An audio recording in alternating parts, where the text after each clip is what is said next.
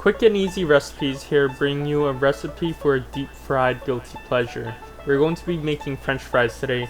So I bought Idaho potatoes from the grocery store. I'm cooking about 6 to 8 of them, and it should be a good amount for a dinner party.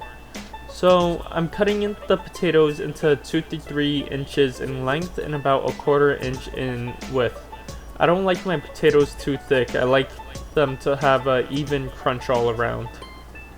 You can peel the potatoes, but I like to leave the skin on just for the difference in color and also the flakiness when you deep fry the potatoes afterwards. Place all your cut potatoes inside a bowl of cold water and let it soak for about 20 minutes to get all the starch out. Once it's finished soaking, take it out and dry them thoroughly. This is the most important part of the recipe. You want a even crispy layer to the french fries. Heat up your oil in a pot to about 300 degrees Fahrenheit. Once it's ready, drop the potatoes and let it cook for 6 to 8 minutes. This is the first fry. We're going to be frying them twice. The first fry is to cook the potatoes throughout it. The second fry is to make it crispy.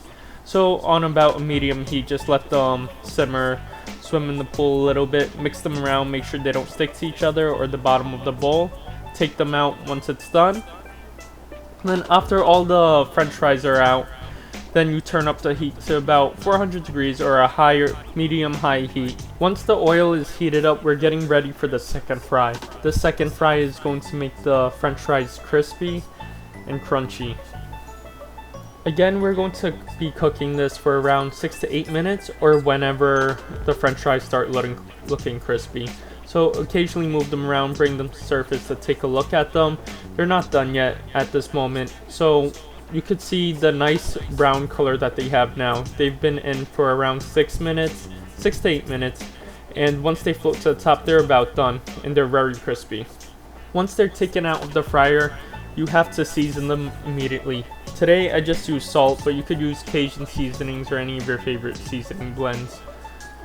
They came out fantastic, crispy and golden brown, very easy recipe to make.